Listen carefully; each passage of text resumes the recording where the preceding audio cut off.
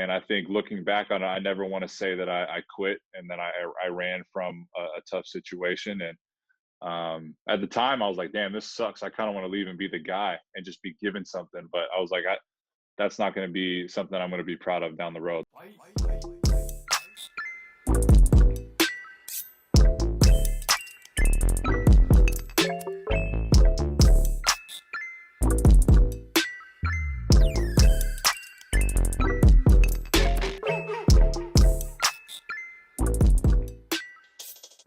I'm really excited to have you on. How is this whole bubble life been treating you? It's been cool. I think all things considering, I think they've done a pretty good job, honestly. I think the food, like I think they've continued to learn and they've taken our feedback. When I say they, I mean the people running this, the NBA. They've taken our feedback and just I think really like just accommodated to what we need, at least from my perspective and our team's perspective. I can't speak for other teams, but I think for us, they've done a really good job. Like the food's gotten better.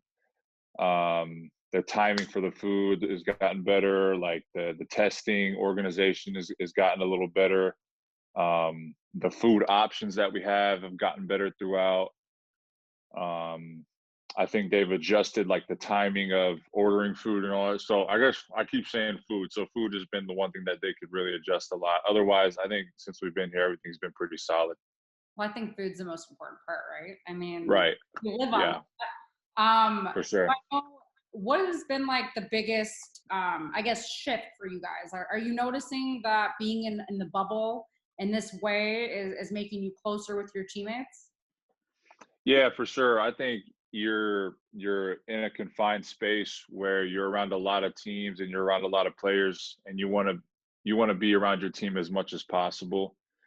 It definitely requires that you hang out with them more and that chemistry that you get just by seeing each other all the time, talking to each other all the time, eating with each other all the time. It all plays into building that chemistry. And I think for us, having a bunch of new, or not a bunch of new guys, but guys coming back from injury, getting used to playing with everybody, I think the off court stuff has helped with that. I think from a basketball standpoint, a bubble is like really ideal because there's no travel. Mhm. Obviously, having no fans sucks, but like there's no the downside is we can't have family or friends yet, but the upside to that is there's no distractions. I mean, it's literally just hooping all 24/7, and that's all you think about. So you stay locked in and things like that. But I think the chemistry part is definitely been boosted since being here. So, everyone was kind of talking before this whole bubble thing went down, and I know that everything was kind of up in the air. And I know you guys were riddled with injuries this whole season. I mean, when you guys look at your a fully healthy roster, you guys are definitely deserving of making a playoff run. And now you had all that time to rest. Now you guys are kind of clicking at the right time. Everything's working for you guys. So just from your perspective, your point of view with everything going on, is this the best you guys have played? I think probably. I think this year when I say we, I didn't play. I guess our team just kind of struggled finishing games. I think we would get out to good starts or have a good quarter and good spurts, but we weren't able to put full games together. And I think while we have had slippage, and I think we've made a couple games harder than they needed to be while we've been here, I think we've stuck with it. I think it really showed in that first game against Memphis when we were winning at half, and then they came out in the third quarter and we let down, and they went on a run and they started winning. But we didn't hang our heads, like we didn't give up. We didn't think, oh man, it's happening again, that bad third quarter. Like we just kept playing through it, and eventually we came out on top. So I think that's been that was missing for us during the year. So I think having that, obviously personnel, like you said, helps that coming back from injuries. So, but yeah, we're definitely feeling very good. But our best basketball is ahead of us for sure. There's definitely a lot of things that we can tighten up to get better. Well, I mean, since you and Nurkic have been back on the floor, we could talk about Dame, we could talk about Melo, CJ all day, but I feel like, people don't give you two enough credit for everything you do, whether it's on the defensive end, passing the ball. I mean, someone told me that you were passing the ball like Pau Gasol when you were in like 7th and 8th grade. Yeah. Is this true? Yeah. I mean, I think my dad, when he played, he was always a good passer. I think, so yeah, I was always, I enjoy getting other people the ball, and scoring and seeing them succeed. I think and on this team especially, it's going to be important to move the ball because everybody's going to, I mean, it's no secret they're going to key in on Dame, CJ, and Melo.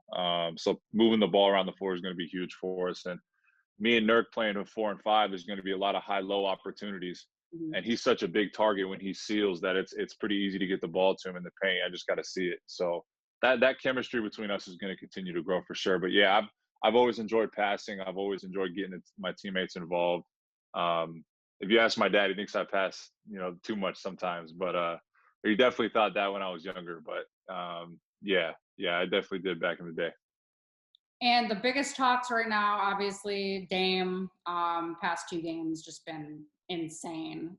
When you're Yep. when you're seeing what he's able to put together on a nightly basis, especially when he's mad, what does that say about him? I mean, from your point of view, like I'm watching it from TV, but like actually being there Yeah. and watching that. Yeah, I mean, his just level of focus and his level of competitiveness is just unreal. I think, a lot of guys would have, especially last night, a lot of guys who had 50 and there was still time left in the game and we still had to make plays up until the last few minutes of that game. Mhm. I think a lot of guys would have probably been like, would have mailed it in and be like, look, I've done my part. I gave this team 50. Someone's got to help me. And I think with Dame, I think he knows that like in his head, I can see him kind of thinking that through it on the court, like shit, like sorry for the language, Oh, I don't like care. I've put all this like on the line and I've scored all these points and made all these plays and I still have to make more.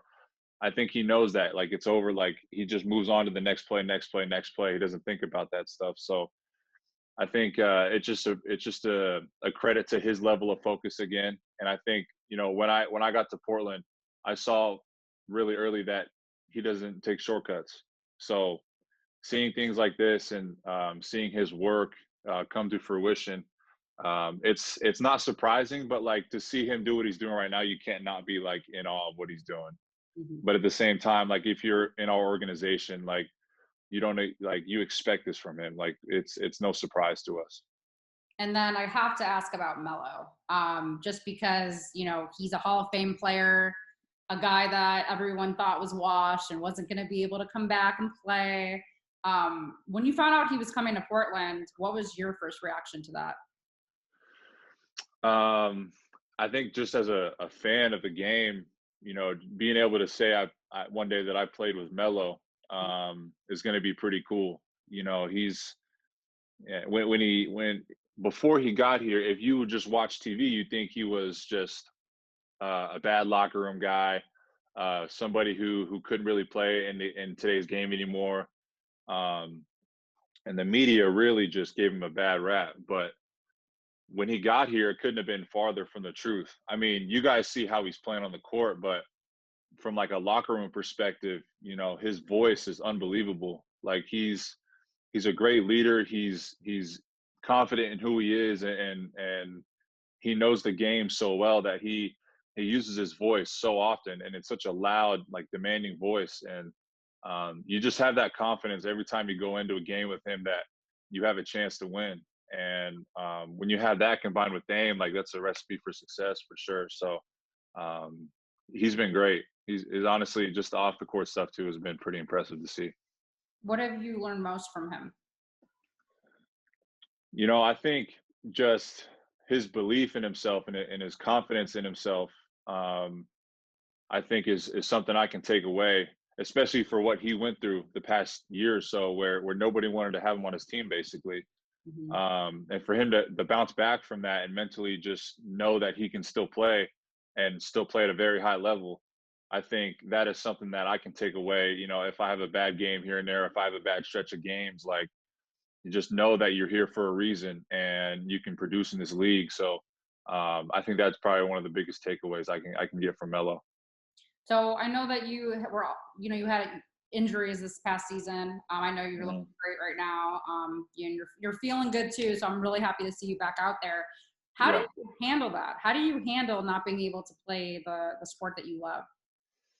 It's tough. It's something that you dedicate your life to, and when it's taken away, you're kind of looking around like, okay, now what do I do? Like, how do I, if something's going on in my personal life, how do I get stuff off my mind? Because the court was where I did that before. Mhm. So, and this is the longest I've ever been able to not play on a court. I've had injuries before, like when I was younger, but it was never more than a couple weeks where I wasn't able to play. So it definitely, I had to search for things that I could get my mind off with. Um, had to search for ways that I could help the team from the bench and use my voice to be somewhat of a leader and encourage them and tell them what I'm seeing on the court. Um, and just watch a lot of film and learn from the plays that I made before I got hurt and see areas that I can improve on. I think that was the biggest thing, just to not sit out and just be completely taken away from the game. Just try to get to the mental side a little bit. And while it wasn't easy and it's never fun to be out that long from your routine, I think I took advantage of it. So what do you do outside of basketball? So like, how do you clear your mind, or where do you turn to when you're feeling low and you can't play basketball? So I took like this meditation course with one of my strength coaches and one of my trainers on the team. It's transcendental meditation, and it was like a 4 day course that I just did at our facility during the year. And it's really just this course teaching you about this way of meditation. And basically, what it comes down to is this: the teacher that taught me, they gave me this mantra, and it's what when I sit down to meditate, I just repeat it in my head, and it kind of gets me in this space of blocking everything out and just resetting.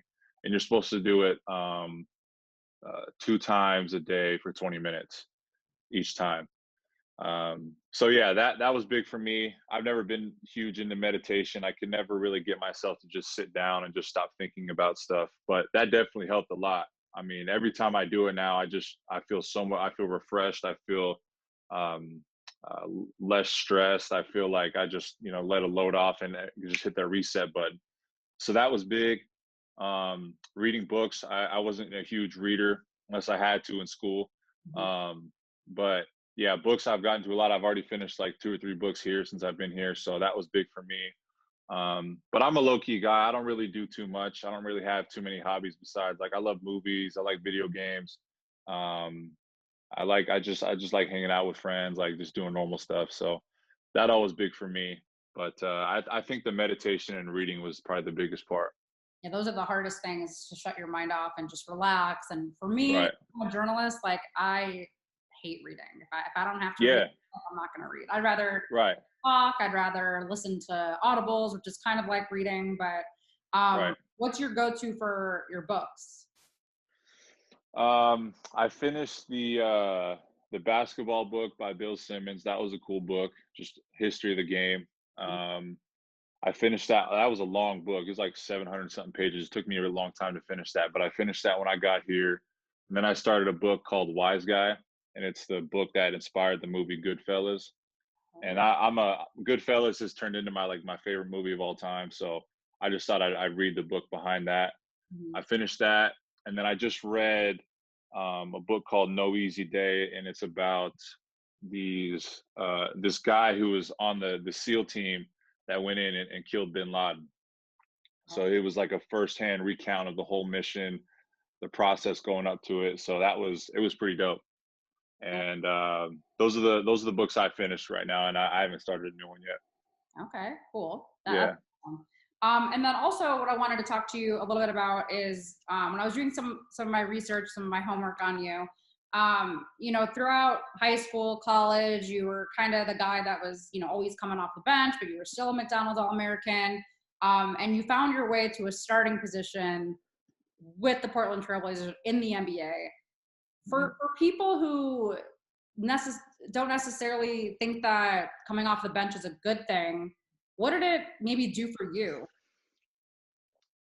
I think it did a few things for me. I think the main thing that was big for me was learning how to come in and produce with a small window of time, and you don't really have the luxury of coming in and um, from the start of the game and getting the feel for the game and getting how the other team's playing. You can see that from the bench, but you don't really get the feel of it. And you don't have the luxury to go out there and take, some shots. And if you miss, you're okay. You know you're going to be in the game. So I think coming off the bench, it kind of teaches you to how to be ready to come in and produce in like a 5 to 8 minute window, and then you're coming back out, and then you got to be ready to do it again. So from a basketball standpoint, that really helped me. And also, it just the whole time I was coming off the bench, it just lit a fire. I think it motivated me to want to be a starter and to push that hard to make the coach put me in the game. And I don't know if I took it personal, but I just kind of took it as, okay, if I'm not a starter, maybe there's some things going on where the coach has to play a guy before me, but I can't control that. All I can control is how I play, and it motivated me to get better and better and better, and eventually become a starter. And when I became a starter, to know that I would be ready to take on that position. Um, so yeah, it definitely did a lot of things for me, and it might have been frustrating in the moment, but I think all in all, it got me to a pretty good spot so far. No, absolutely. And I know you've never been Yeah, one to back down from any kind of challenge. Where right. did this fire come from? I don't know. I've always just kind of had it from day one. I think my dad. I have to credit my dad a lot, and my mom as well. They're both very tough people, and they're both people that aren't afraid of a challenge, and they both take initiative. And my dad, especially, just it's easy to relate to him because he was a player as well when he was younger, Mhm. and he was that guy, like a no nonsense guy, even more than me. He was definitely an enforcer guy, didn't back down from anybody. His mentality is always next play, next play, next play, and just um, go at people and just be a killer. And I think I get a lot of that from him. And I think in his, to his credit, growing up, there was a lot of times where I was down on myself, or like when I wasn't a starter, I was like, why am I not a starter? Am I not good enough? And he always just told me to stick with it and just continue to work hard. And um, that, and I wanted to make him proud too. So I think all that kind of played into it. And I've always just had that fire. It's not in me every time, whether it's talking trash to my teammates or like playing video games and I lose or something. Like it's just in me not to like take that and just to go harder and to get back at that person. So I don't know. It's how I'm wired, I guess. So, is there any other players besides your dad? I know you definitely sound like you've looked up to him your whole life, both on and off uh, the court. Who's maybe some players that you looked up to growing up that you maybe wanted to emulate your game around? for bigs at my position, I'd probably say Kevin Love was a big one for me. Dirk was a big one, and Tim Duncan. Obviously, those are very extremes, and those are the best of the best right there. Mhm. But I just love watching their games. They make the game look so easy, like stars do in the NBA. And what I appreciated about them is that they were very athletic in other ways, but as far as like high flying and dunking all the time, and that wasn't really their game. So like they were just smart about it, and their footwork was so good, their jump shots were so good. For Tim, it was the bank shot. For Dirk, it was the one leg. For Kevin Love, I mean, he mid range three, whatever. So I think watching those guys, it was a big inspiration for me for sure. But my favorite player growing up was LeBron, and just the way he plays, team basketball, getting guys involved. Um, I just think he played the right way growing up, and now I'm not a fanboy anymore. I appreciate, and you have to respect his greatness, at all times. But when you get to the league, all that kind of goes out the window. No new friends at all. Nah, no new friends. Nah, I love it. And then, so yeah. that kind of segues to the next one then, which I have to ask. I know that nothing's set in stone, but I know that we're all rooting for the Blazers to get that 8 seed so that we could see you guys go neck and neck with the Lakers. Honestly, like I would die for this matchup. Like I would literally do this matchup because Yeah. I just think there's so many amazing stories and narratives, so to speak, on both Hmm. sides. So what Right. would that mean for you to be able to get that 8 seed, steal it, and then actually compete against the Lakers and LeBron James? It would mean everything. I think for this team, especially what we went through this year, the guys that have been grinding all year and just taking a lot of L's and trying to fight through that, and coming up to the end of the year, it wasn't looking too good. And, we were going to have to win a lot of games to get in. And now to have myself, Nurk back, everybody had that time to rest and forget about all the struggles that they had in that season, and come back and have a chance to compete for a championship, and then to come here and have a lot of games that were kind of iffy, and we were able to pull them out, and hopefully we get the next one tomorrow, and we're able to get that 8 seed. But I just think everything that we've had to go through, and how hard we've had to work to get to this point, it'll be very rewarding. But at the same time, I think Melo said it in an interview the other day. Like, we don't see us as an 8 seed. We see us as a very good basketball team. Mm-hmm. And we know that, regardless of seeding, we have the personnel, we have the system, and I think we have the swagger to go in there and compete with anybody. Mm-hmm. So it's definitely going to be interesting. I mean, like you said, we don't want to look too far ahead. We got to win tomorrow, but I think we're going to go into that Lakers series very confident. Also respecting a great team. They're obviously the best team in basketball, so we got our work cut out for us. So I also like to ask athletes this question because I think it's so prevalent in today's age, especially now with social media. How do you kind of deal with media and social media and not let it get to you? We see a lot of these companies trying to divide players, trying to, create a little bit more chaos than needs to be. So how do you handle that? I think for me personally, I just try to stay away from it. I don't even want to dive into it and get it into my head. I don't want to even have to deal with those type of emotions. Mm-hmm. So I just try to stay away from that negative energy, and let other people deal with that. My job is to go out and play and be good for my team. So all that other extra stuff that's out of my control, I just try not to worry about it. I mean, kind of a boring answer, but that's what works for me. Yeah, no, I mean, I think everyone has Yeah. different answers. I think it all Yeah. depends on the person. I mean, there's some people Right. who like to, tweet, back at people, and there's other people who just. That ain't me. Yeah. And what is the most highest pressure situation that you had to face, and how did you handle it? Shoot. Highest pressure, I'd probably say there was are you talking strictly just from a basketball standpoint? It could be anything, honestly. Maybe Anything? basketball, your personal life, anything. I think there's definitely pressure, and every area of your life. But if we're from a basketball standpoint, those are probably the most stressful times for me. I mean, there was a couple games in high school that were if we lose, um, we were expected to win the state championship, and there was a game.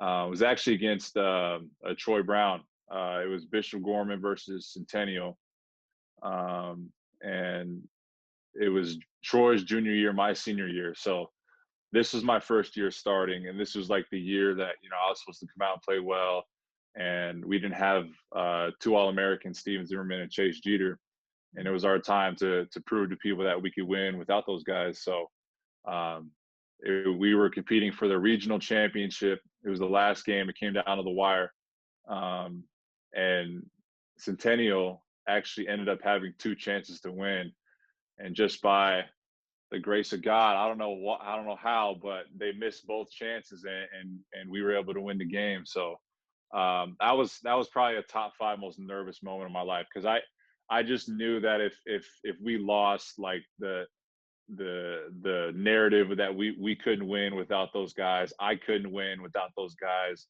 They were better than me. It was just, it all would have came crashing down. So that was definitely a high pressure moment. And how I dealt with it, I mean, I don't know. You just kind of try to embrace those moments. I think you have to realize that you've worked really hard to get to this point. You have to realize that the pressure is what you make it, and just embrace it.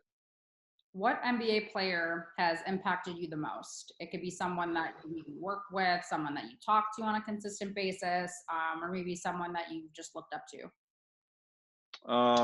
I think coming into my rookie year, I had really good vets. I had Ed Davis, I had Evan Turner, Myers Leonard, and obviously like Dame, CJ, like all those guys. But Ed Davis was like my vet, and so was ET kind of, but it was Ed. And I think I always tell people, I mean, this isn't news, but like Ed was just really good about talking to me and asking me how I was doing, especially on the road. Just coming to my room, just like, hey, like, what are you dealing with mentally? Like, it's your first season. How's your body? Like, are you recovering correctly, or is there anything I can help you? Like, he was just so open to helping me with anything that I needed, and I didn't even have to ask him. So that was he was huge for me, and also playing on the court, his voice was so loud. Like, he would talk me through a lot of stuff on the court, and that would get me out of bad situations. And I just learned a lot from him. He really propelled my um, development, especially my rookie year.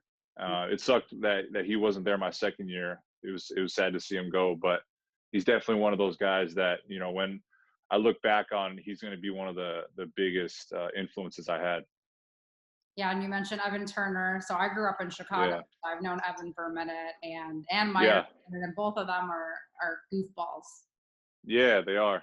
Yep, they're Yeah, funny as hell. I interviewed Myers Leonard, I think, after one of his basketball runs with Drew Hamlin, and he had these like crazy. I saw that. You I did? saw that interview. Yep, Wasn't wearing a yep. shirt. I'm like, you can put a shirt on. He's like, do I have to? I'm like, no. And you just If he doesn't have to put a shirt on, he's not putting a shirt on. Like, so the moment he's able to be without a shirt on, he's taking the shirt off. That's unless, Myers Leonard. so outside of games and practices, it's no shirt for Myers Leonard. You rarely see a shirt on a dude ever. Pretty funny. Interesting. Yeah, Yeah, no, yeah. definitely. That was probably one of my like bizarre but like funny, good interviews that I've You done. you looked real tiny in that interview. I remember that. Yeah, so I'm only 5 feet.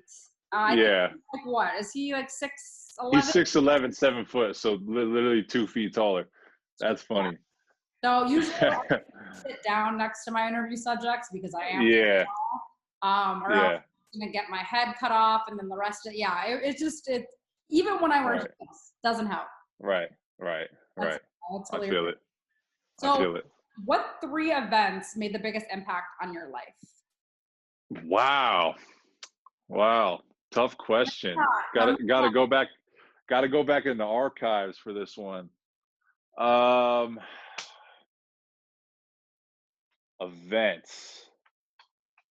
Uh, okay. I'll have one. Um,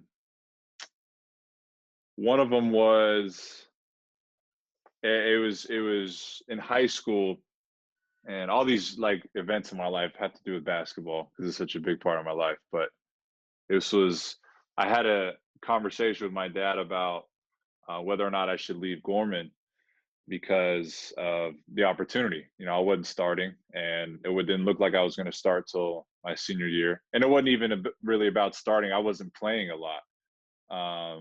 And we had this conversation, and it was like when we decided to go to Gorman, it was like it's going to be huge for recruiting. It's going to be, you're going to play on the big stage. You're going to develop a lot better. So it was great. But then we got there, and I guess we didn't take into account that there was two bigs in front of me. So we had this conversation, and we had the schools lined up, and it was like pros and cons of each one. And um, my dad was kind of for leaving, but he also understood if I wanted to stay. And I told him I wanted to stay. And I told him that I think being able to be here and not play sucks, but I'm going to be going up against two of the best bigs in the country every day in practice. And it's going to be a war, and I'm going to get better. And I think looking back on it, I never want to say that I quit and then I ran from a tough situation. And at the time, I was like, damn, this sucks. I kind of want to leave and be the guy and just be given something. But I was like, that's not going to be something I'm going to be proud of down the road. So that was a good event that I'm very proud of, and I do it again for sure. Um, another event. Um, I'd say another experience is, again, it's related to basketball, but when I would decided to leave Gonzaga, it was tough. It was a tough situation because I had, one side of my people were like, you're a top 10 pick, like now's the time to go. And then the other side, obviously, like the school side of it, they were telling me, I'm not ready yet. Like you're gonna go there and you're gonna be in the G League. Like it's not gonna go well for your first year. If you stay, you'll develop. You'll be the guy. Like, um, and it was really hard because up until that point, going against the grain wasn't really what I did. And I had a lot of hard conversations with Coach Few, and they were, big boy conversations. And it was like I had to not just, nod my head and say, yes, I get it, coach. I had to kind of really think about it and weigh everything. And I had to tell him to his face that I was leaving after all this time of him saying, like, you're going to be great here. Like, this is the best opportunity for you. This is, understandably, like he wants me to stay. Like I was never, I was frustrated in the moment for sure. Like he was telling me I wasn't good enough. And this whole time playing for him, he was telling me how good I was. So, but we're great now. But in the moment I was frustrated. And there was just a lot of tough conversations I had to have. And I think I grew up a little bit in that situation. And it wasn't like I had my parents with me in the room, having my back. It wasn't any of that. They were back in Vegas. I was in Spokane, and I was having these conversations with coaches that I never really had to have before. So it was definitely a big moment. And I think that kind of helped me grow a little bit as a man. So I'm definitely proud of that. Another big moment. I mean, you could say when you got drafted. But I was gonna say when I got drafted. I feel like that's cliche though. You know what I mean? yeah, it is Like cliche. I feel like Duh. getting drafted is definitely like amazing. I mean, if we want to go down that road, I think the fact that when I got to Gonzaga, I didn't have this preconceived plan that I was going to be one and done. It was go to Gonzaga, go as hard as I can, get as good as I can, win as many games as I can, and we'll see what happens. I knew I was going to get to the NBA one day because that's all I wanted to do, but I didn't know when. So finally getting there and it all happening just so fast, like high school, college, NBA, that was pretty wild. And I think that getting to the NBA so young and having to adjust to this lifestyle has definitely allowed me to grow at a higher rate than I would have if I just stayed in college. So you can say that was an event that defined my life. I appreciate that. I appreciate the hell. I know I was struggling. I appreciate it. No, of course, I got you. I would assume. Yeah. I mean, when I've asked this question before, like no one really says when they got drafted. I feel like it's assumed, but Yeah. kind of just brought up a good point is making those adjustments of going from college when you're young to being an NBA pro. What was the biggest Yeah. adjustment that you had to make? Biggest adjustment was probably just my habits, like in the free time that we have as NBA players. It's not like you have weights and then you go to class and your day is pretty much laid out for you. No class, you practice. You're in the facility for maybe 3 hours a day if it's not a game day. And now you have all this time to make good decisions or bad decisions. So, and bad decisions, I mean like just eating bad or like going out and not resting your legs or like doing stupid stuff that could get you hurt or could be bad for your image. Like just trying to adjust all that while still maintaining like a level of like, okay, I still want to live my life. So I think weighing all that stuff was definitely the biggest adjustment. What was the one thing that you were able to do once you got to the league and you started making money that you maybe wouldn't have been able to do before? As far as like spending money? Yeah, or like an opportunity that maybe you walked into where you're like, wow, I would have never had this opportunity had I not known this person from being in the NBA or something like that. Yeah. I think the people you meet, I think that's just a given. When you get to the league, you meet so many people that want to deal with these professional athletes and people who are famous per se.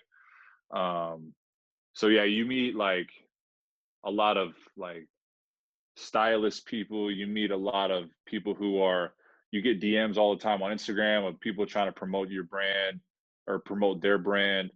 Um, Things that, nobody knew who you were before. I mean, kind of, but they didn't really pay attention to you and ask you to promote stuff like this, or like want you to be a part of their company, or um, want to be partners with you, like stuff like that. Like those opportunities are just so that it's at a point now where you can just um ask your agent, be like, hey, I want to work with these people, set it up, and boom, depending on the brand, like you're there. Mhm. When a person not in my position is going to have to work a lot harder. I think that's one of the main benefits, especially now in this day and age with social media. It's so much easier to be um a brand. It's so much easier to build your own brand and be about something that people want to be a part of. So that's definitely, I think, being in the NBA, that's definitely a perk So what do for you sure. do outside of basketball? Is there any brands that you're currently promoting or any businesses that you're currently tapped into? Nah, I haven't been doing any of that. I'm a guy who's like I need to continue to get better, and I need um this next contract needs to be something where I can just be like, okay, now I'm here. Now I can maybe focus on other stuff outside of basketball, to where, I'm still earning my spot. I'm still earning a place in this league, but um, the lifespan of the league, I think, is 3.5, 4.5 years. And I'm coming up on that. So I need to stay here, and I need to make sure that I'm still making an impact so I can be here for a long time. So I think once I take care of the on-court stuff, that off-court stuff will take care of itself. How do you go about managing your money and making sure that you're, staying afloat? Because we also hear, like you just said, the average lifespan of a player is 3 to 4 years, and then about what, Mm, 75, 80% of them end up going broke. I don't know if the number has decreased in recent years. Um, yeah, but what for are you sure. doing to make sure that that doesn't happen to you? I think the main thing is just budgeting correctly. That's been something that me and my family have been working on with me. It's creating a budget that's reasonable. It's a budget that where you work so hard to get to the NBA, and you deserve to be able to spend a little money here and there whenever you want. But at the same time, you got to realize this is about the long game, and being set for the rest of your life and your family's life. So that's, I think, when I came into the league, and like you said, you hear all these stories about people going broke, and I told myself that it's never going to be me. Like it's not, that's something that I'm going to make sure that no matter what, I'm gonna make sure that I'm living well, and living the way that I earned. But it's not going to be anything that I can't continue to afford for the rest of my life. Mhm. And my family's done a really good job. They've never been big spenders, so I've always been around people who are smart with money. And I think that's huge for me, just to be able to grow up and see that. Um, but yeah, I've been in a good environment my whole life, and my parents have been great about teaching me how to spend money here, or look for this deal here, or when I'm spending a lot of money, how to do it, with what card to do it with stuff like that.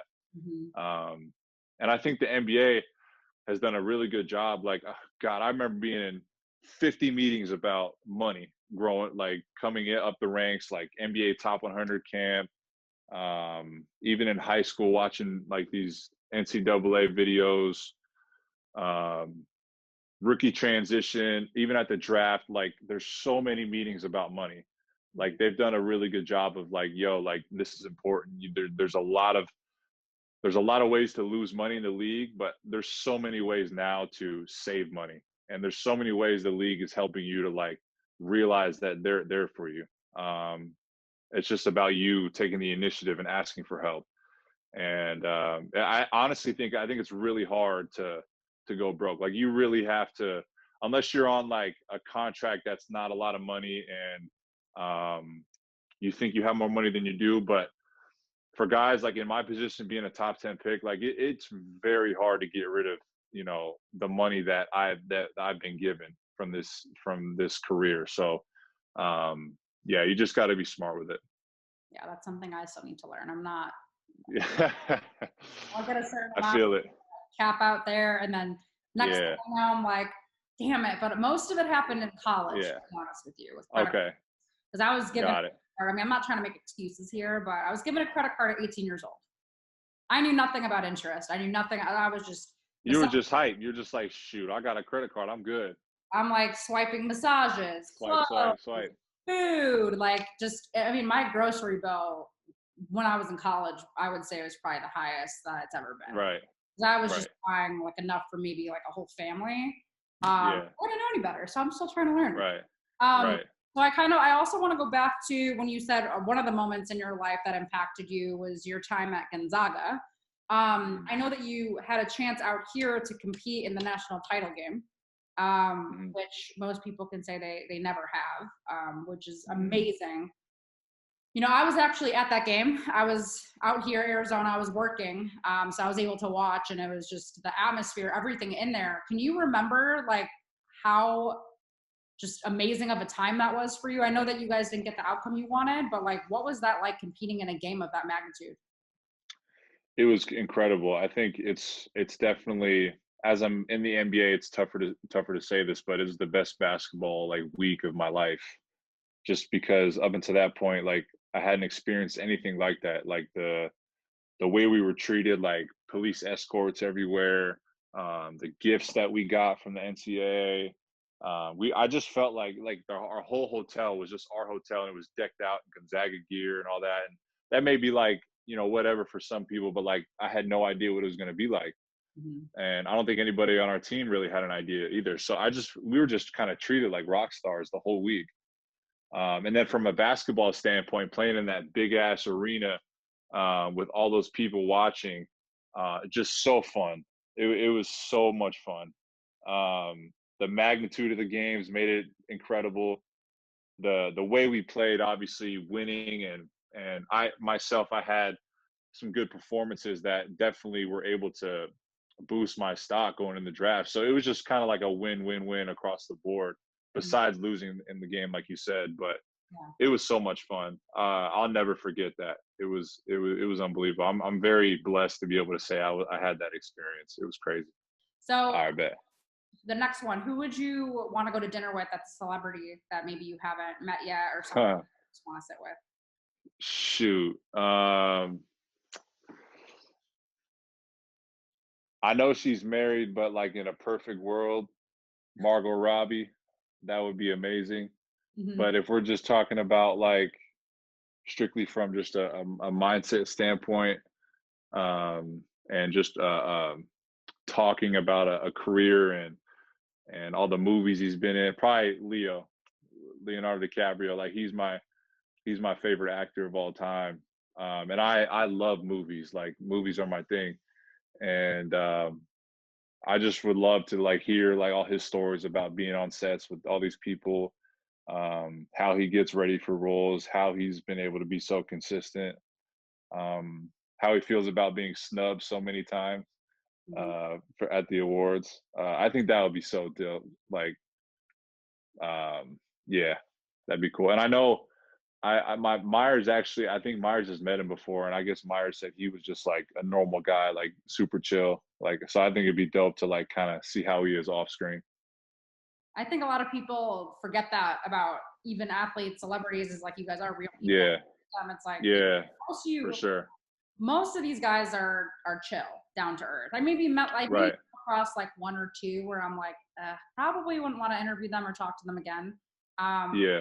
but mostly everyone's pretty nice, pretty respectful. Um, Right. so another question: if you could master a skill outside of basketball, what skill would you master?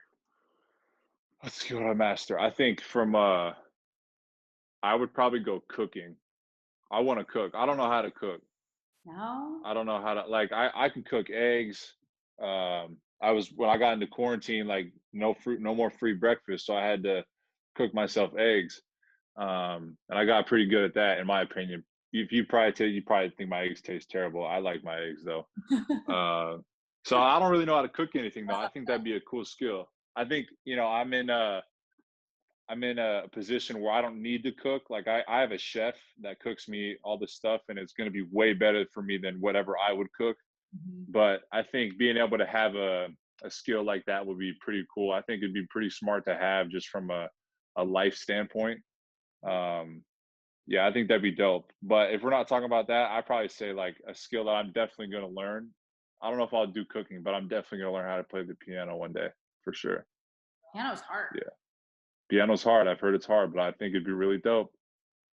I could play a couple songs. I could play Happy Birthday, and I could play what's that like famous one that everyone knows how to play? I know what you're talking about. I don't know what the name is. I know what you're talking about. My sister can do it, and she can't even play piano. Like Chopsticks. It's like it has two different Yeah. songs in it, and it's Yep. movies and stuff like that. I could play that song. Yep. And the crazy enough, I actually taught myself how to play that just by like Wow. listening to the keys. Once you hear Damn. keys a little bit, you can kind of like figure out, okay, this sounds Kind like of just go by memory. You yeah, can drumline it. yeah. Yeah. Because I used to That's have dope. that. And then just one more question for you: if you had to choose one cause to dedicate the rest of your life to, what would that cause be? One cause. Damn, we're getting deep. Um, Good questions. I mean, I could have asked funny yeah, questions. I have a whole list of funny ones. I like it. I know, I like it. I like it. You're challenging me. You're challenging me. One cause for the rest of my life. Um, I would probably go towards, my mom and my sister have been, well, my mom was a special education teacher for as long as I can remember, for a very long time. My sister followed in her footsteps, and she's doing the same thing. Um, and the system, the school system in that area isn't the greatest.